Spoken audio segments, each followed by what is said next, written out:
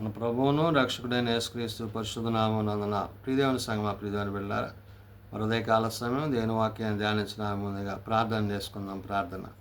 కృపగల తండ్రి, దయగల మా యేసయ్య, నీ బంగారు పాదాలకు లెక్కలేని వందనాలు, స్తుతులు, స్తోత్రములు. గతించిన రాత్రి అంతా నీ రెక్కల చాటును కాచి కాపాడి సంరక్షించిన దేవ, ఉదయకాల సమయం సజీవ లెక్కను చేరి ప్రార్థించుండగా వాక్యమైన దేవుడు వాక్యం ద్వారా నాతో మాతో మాట్లాడి మీరే మహిమ ఘనత ప్రభావాలు పొందమని యేసునామమున అడుగుచున్నాం తండ్రి, ఆమేన్. ప్రియదేవుని సంగమా ప్రియదేవుని బిడ్డలారా, నేటి దినముకు ఏర్పాటు చేయడం దేని వాక్య భాగము ఆది కాండము 6వ అధ్యాయము 1 నుంచి 8 వచనాలు ధ్యానం చేసుకుందాము. ఆది కాండము 6వ అధ్యాయము 1 నుంచి 8 వచనములు ఈ విధంగా రాయబడినవి. నరులు భూమి మీద విస్తరింపనారంభించిన తరువాత కుమార్తెలు వారికి పుట్టినప్పుడు దేవుని కుమారులు నరుల కుమార్తెలు చక్కని వారిని చూచి వారందరిలో తమకు మనస్సు వచ్చిన స్త్రీలను వివాహము చేసుకొనిరి. ప్రియదేవుని సంగమా ప్రియదేవుని బిడలారా, దేవుని యొక్క ప్రణాళికలో, దేవుని యొక్క ఉద్దేశంలో, ఆయన స్వారూప్యంలో మనల్ని కలుగు చేసిన విధానాన్ని బట్టి, ఆది తల్లిదండ్రులైన తరువాత వారికి కలిగిన బిడలను బట్టి నేడు ఆయన విస్తరిస్తున్న నరులను గురించి, నరులు భూమి మీద విస్తరిస్తూ ప్రారంభించినప్పుడు వారందరినీ గురించి, పెరుగుతున్న జనాంగాన్ని గురించి, స్త్రీ పురుషులను గురించి ఇక్కడ వాక్యము సెలవిస్తున్నమాట. నరుల భూమి మీద విస్తరింపనారంభించిన తరువాత కుమార్తెలు వారికి పుట్టినప్పుడు అంటున్నాడు. అంటే బిడ్డలు కలిగినప్పుడు, ఆ కలిగిన బిడ్డలను బట్టి వారికి వివాహ సమయాలలో, వారి యొక్క యవన ప్రాయంలో వారిని ఏ విధంగా వారిని స్థిరపరచాలో దేవుడు ఇక్కడ గుర్తు చేస్తూ, దేవుని కుమారులు నరుల కుమార్తెలు చక్కని వారిని చూచి వారందరిలో తమకు మనస్సుకు వచ్చిన స్త్రీలను వివాహము చేసుకుని. దేవుని కుమారులు నరుల కుమార్తెలు అంటే దేవుని బిడలైన మనము.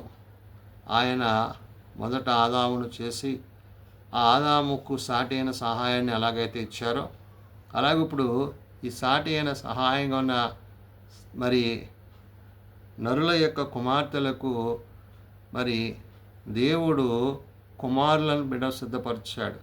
అంటే వాక్యం ద్వారా మనం ఆలోచన చేసినప్పుడు ప్రభువు పెళ్లి కుమారుడిగాను, సంఘము వధువుగాను సిద్ధపడుతుంది. అంటే క్రీస్తు రాకడకు సంఘము వధువు సంఘముగా, కన్యకగాను, వరుడైన ప్రభువు పెళ్లి కుమారుడిగా ఎలాగైతే సిద్ధపడతారో ఆ విధంగా నేడు దేవుని మాటలను మనం ఆలోచన చేసినప్పుడు దేవుని కుమారులు నరుల కుమార్తెలు చక్కని వారిని చూసి వారందరిలో తమకు మనస్సు వచ్చిన స్త్రీలను వివాహము చేసుకొనిరి అన్నారు. అంటే ఇష్టపూర్వకంగా, మనస్ఫూర్తిగా వారు కుటుంబ వ్యవస్థలను కలిగిన వారై ఉన్నారు. అప్పుడు యెహోవా, నా ఆత్మ నరులతో ఎల్లప్పుడూ వాదించదు, వారు తమ అక్రమ విషయంలో నరమాతులై ఉన్నారు, అయినను వారి దినములు 120 ఏండ్లగును అంటున్నాడు. అంటే దేవుడు ఇక్కడ మాట్లాడుతున్న మాట ఏంటి? నా ఆత్మ నరులతో వాదించదు అంటున్నాడు. అంటే వివాదానికి, అపవాదికి చోటియక దేవుడు తన స్వరూపంలో కలుగజేసిన నరులను ఆయన పెంచి పోషించి వారికి కావలసినవన్నీ ఆయన అనుగ్రహిస్తారు. అయితే ఇక్కడ దేవుని మాటలు పరసంబంధమైనవి, నరుల మాటలు భూ సంబంధమైనవి.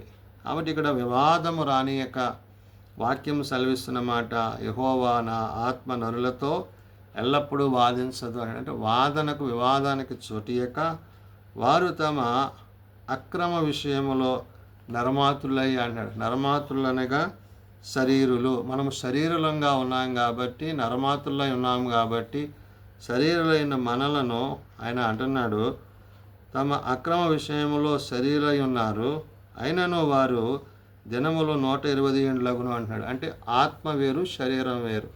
ఇప్పుడు శరీరంతో ఉన్న మనకి ఆయన జీవాత్మను ఊదారు కాబట్టి మన దినాలు, శరీర దినాలు అంటే మనం బ్రతికే దినాల్లో 120 ఏండ్లు ఆయన కుదించారు.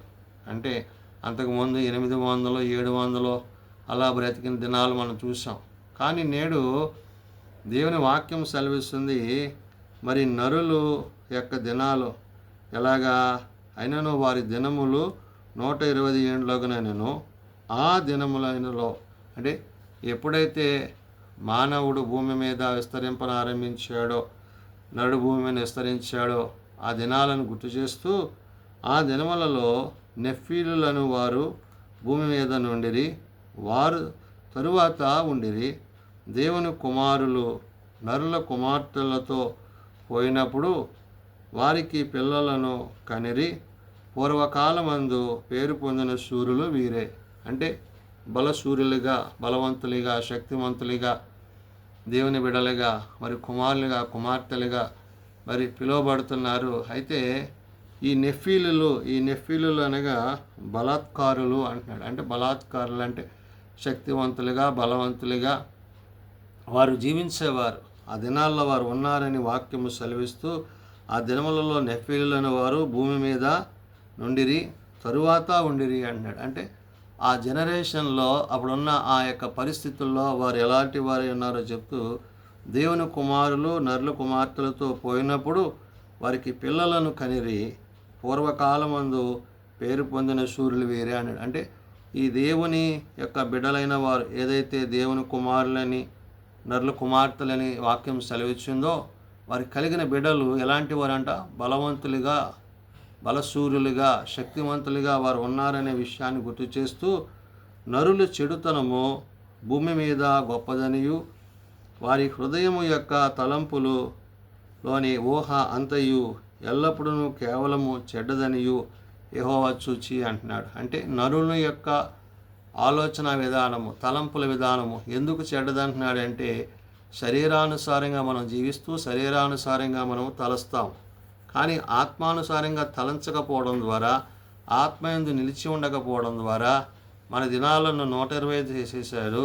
రెండోది, మన ఆలోచనలో తలంపులు పరసంబంధమైనవి కావు, అవి భూ సంబంధమైన విషయాన్ని దేవుడు ఇక్కడ గుర్తు చేస్తున్నాడు.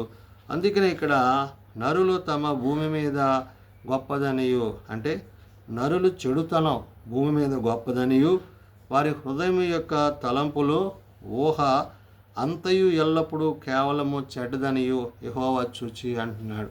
అంటే ఈ తలంపులు, ఆలోచనలు, ఉద్దేశాలు మనం భూమి మీద బ్రతుకున్నంతకాలం ఇవన్నీ చెడ్డవే తప్ప మంచివి కావు. అలాంటి తలంపులు కలిగి వాళ్ళు ఉంటున్నారు అనే విషయాన్ని దేవుడు అక్కడ వాక్యం ద్వారా గుర్తు చేస్తూ, తెలియజేస్తూ, తాము భూమి మీద నరులను చూచినందున అంటున్నాడు. అంటే దేవుడు తన బిడ్డలైన వారిని కుటుంబాలుగా చేసిన వారిని గురించి మాట్లాడుతూ, తాను భూమి మీద నరులను చేసినందుకు యెహోవా సంతాపము నొంది తన హృదయములో నొచ్చుకొనెను అంటున్నాడు. అంటే ఏదైతే దేవుడు మనల్ని కలుగు చేశాడో ఆ కలిగిన మనం కలిగిన విధానములో మన ప్రవర్తన, మన ఆలోచన, మన యొక్క ఉద్దేశాలు ఆయన దృష్టికి అంగీకృతం కావట్లేదు. ఎందుకని అంటే మనం నరులై ఉన్నాము, ఆత్మానుసారంగా మనము జీవించట్లేదు కాబట్టి మన దినాలను కొద్ది చేశాడు. రెండోది, మన యొక్క ఆలోచన విధానము ఆత్మ సంబంధమైనది కాదు కాబట్టి అది చెడుతనముతో నిండిదనే విషయాన్ని ఇక్కడ దేవుడు గుర్తించి అందుకంటున్నాడు, తాను భూమి మీద నరులను చేసినందుకు యెహోవా సంతాపము నొంది తన హృదయములో నొచ్చుకొనెను అంటున్నాడు. అంటే దేవుడు తన హృదయంలో ఈ నరులను చేసినందుకు చాలా మరి విచారణ కలిగిన వాడే ఉన్నాడనే విషయాన్ని వాక్యం చెప్తూ, అప్పుడు యెహోవా, నేను సృజించిన నరులతో కూడా జంతువులను, పురుగులను, ఆకాశ పక్షులను భూమి మీద నుండకుండా తుడిచివేయుదును. ఎలయనగా నేను వారిని సృష్టించినందుకు సంతాపము నొందియున్నానెను అంటున్నాడు. అంటే ఈ మానవుల్ని, ఈ సృష్టిలో ఉన్న జీవరాశుల్ని, సమస్తాన్ని బట్టి ఆయన చాలా వేదన చెందినాడు. ఆ వేదనకు మరి దాన్ని ఏం చేశాడంటే అవన్నీ కూడా నాశనం అవ్వాలి, అవి నశించాలి అని దేవుడు తలంచాడు. అంటే ఆది తల్లిదండ్రులు చేసిన అతిక్రమం వల్ల, పాపం వల్ల ఇవన్నీ కూడా అవే కొనసాగుతున్న విధానాన్ని ఇక్కడ దేవుడు గుర్తు చేశాడు. అందుకనే భూమి మీద నుండకుండా తుడిచివేయుదునని ఏమంటున్నాడు ఆయన? ఎలయనగా నేను వారిని సృష్టించినందుకు సంతాపము నొంది ఉన్నాను అంటున్నాడు. నేను కలుగు చేశాను. ఇప్పుడు కలుగు చేసిన ఆయన మన ప్రవర్తన బట్టి, మన ఆలోచన బట్టి, ఆయన మనలను బట్టి మరి చాలా వేదన కలిగిన మనస్సు కలిగిన వాడే ఉన్నాడనే విషయాన్ని గుర్తు చేస్తూ, అయితే నోవాహు యెహోవా దృష్టి యందు కృప పొందినవాడాయను అంటున్నాడు. అంటే ఈ నరులు వారి ప్రవర్తన, వారి విధానం బాగలేదు. అయితే ఇక్కడ యెహోవా దృష్టికి ఒక వ్యక్తి కనబడ్డాడు. ఆ వ్యక్తి నోవాహు. ఈ నోవాహును బట్టి దేవుడు అక్కడ మాట్లాడుతాడు ఏమని, అయితే నోవాహు యెహోవా దృష్టి యందు కృప పొందినవాడాయను అంటున్నాడు. ఇంతకాలము మరి మానవులకి దేవునికి ఉండే ఆ యొక్క వ్యత్యాసం ఏదైతే ఉందో ఆ వ్యత్యాసాన్ని దేవుడు గుర్తు చేసి నోవాహును బట్టి, మరి నోవాహు యొక్క ప్రవర్తన బట్టి, అతడు దేవుని మాట విన్న విధానాన్ని బట్టి ఇక్కడ దేవుడు చెప్తున్నాడు నోవాహును గురించి, నోవాహు యెహోవా దృష్టి యందు కృప పొందిన వాడే ఉన్నాడు అన్నాడు. అంటే కృప ఆది అందే నోవాహు దినంలోనే మనకి అనుగ్రహించబడింది. కృప చేత రక్షింపబడ్డ మనము ఆ కృపను మరి నోవాహు దినం నుంచి దేవుడు మనకి అనుగ్రహించాడనే విషయాన్ని పరిశుద్ధాత్మ దేవుడు వాక్యం ద్వారా గుర్తు చేస్తున్నాడు. కాబట్టి ఏ కృప చేత అయితే ఆనాడు నోవాహు దేవుని దృష్టి యందు మరి మంచివాడై ఉన్నాడు, అదే కృపను నేడు మనము కలిగిన వారమై ప్రభు యొక్క రాకడకు, అంటే పెండ్లి కుమారుడిగా ప్రభు వచ్చినప్పుడు సంఘము వధువుగా సిద్ధపడాల్సిన మరి స్థితి సార్వత్రిక సంఘానికి కలిగి ఉందనే విషయాన్ని పరిశుద్ధాత్మ దేవుడు ఆది యందు వాక్యముండను, వాక్యము దేవుని యొద్దనుండెను, వాక్యము దేవుడై ఉండెను. కాబట్టి ఆ వాక్యమే శరీరధారిగా మన మధ్య నివసించి కృపా సత్య సంపూర్ణుడిగా మనల్ని ముందుకు నడిపిస్తుంది. కాబట్టి ఆ కృపయందు, ఆయన సత్యమందు, ఆయన జీవమందు మనం జీవించే వారమే ఉండాలని పరిశుద్ధాత్మ దేవుడు తెలియజేసిన మాటలు. ప్రార్థన చేసుకుందాం. ప్రేమగల తండ్రి, దయగల ప్రభువా, కృపగలదిన మా తండ్రి, నిజమైన ఆయన నరులను భూమి మీద విస్తరింపజేస్తున్నప్పుడు అయా నరుల కుమార్తెలు దేవుని కుమారులు చక్కని వారిని ఉద్దేశించి తలంచి వారికి నచ్చినట్లుగా నాయన వారు వివాహాలు చేసుకుని సంతోషంతో ఆనందంతో ఉన్నారు. ఆ దినాల్లో నెఫీలులైన వారు భూమి మీద ఉన్నారు. వాళ్ళ బలశౌరులని నీ వాక్యం సెలవిచ్చింది. కాబట్టి నాయన నీవు బలవంతుడైన దేవుడవు, శక్తిమంతుడైన దేవుడవు. కాబట్టి నాయన మా హృదయములు, మా ఆలోచనలు అవి భూ సంబంధమైనవిగా, నర సంబంధమైనవిగా ఉన్నాయి. కాబట్టి నరుల హృదయము చెడుతనముతో నిండి ఉన్నదని నీవు గ్రహించి అయా భూమి మీద నుండి నరుల యొక్క చెడుతనమును బట్టి వారి దినాలను కొద్ది చేసి ఉన్నావు. కాబట్టి నాయన 120 దినాలకు వారి దినాలను కుదించి ఉన్నావు. గతంలో 800, 900 జీవించిన దినాలను నేడు 120 సంవత్సరాలుగా వారికి కుదించి ఉన్నావు. కేవలము మా తలంపులు, మా ఆలోచనలు చెడ్డమైనందువలన శరీరానుసారంగా మేము ఉంటున్నాం కాబట్టి, ఆత్మానుసారంగా ఉండట్లేదు కాబట్టి మా దినాలను మీరు కుదించారని నీ వాక్యం ద్వారా సెలవిచ్చావు. అయితే నాయన మా ప్రవర్తన మీ దృష్టికి అంగీకృతం కానందువల్ల అయ్యా చేసినందుకు నీవు హృదయమందు నొచ్చుకొని సృష్టించిన సృష్టిలో నరులను, జంతువులను సమస్తాన్ని నిర్మూలన చేసి అయ్యా నీతిగా, కరుణగా, కృపగా నీ యందు నమ్మిక కలిగిన మరి నోవాహును బట్టి నోవాహుకు కృపను అనుగ్రహించి ఉన్నావని నీ వాక్యం సెలవిస్తుంది.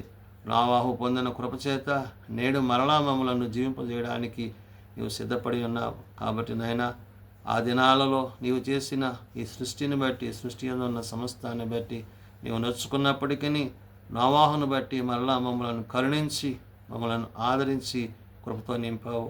నేడు నీ కుమారుని ద్వారా మీరు మాకు ఇచ్చిన రక్షణ యందు మేము నిలుచుటకు, జీవించుటకు నీ సహాయము మా అందరికీ దయచేయమని, అటు రీతిగా నీ యందు మేమును మా యందు నీ మాటలు నిలిచినట్లు మేము శరీరానుసారంగా కాక ఆత్మానుసారంగా నీతో జీవించగలిగిన కృప మాకు దయచేయండి. బలహీనలను బలపరచండి, రోగులను స్వస్థపరచండి. హాస్పిటల్స్ వద్ద, ఇండ్ల వద్ద ఉన్న వారిని ముట్టి లేవనెత్తండి. చిన్న బిడ్డలు, యవనులు, పెద్దలు, వృద్ధులు ప్రతి వారిని తరగతుల చొప్పున ఆశీర్వదించి దీవించండి. దిన పరిచర్యలో, సేవలో మీరు మాకు తోడైండండి.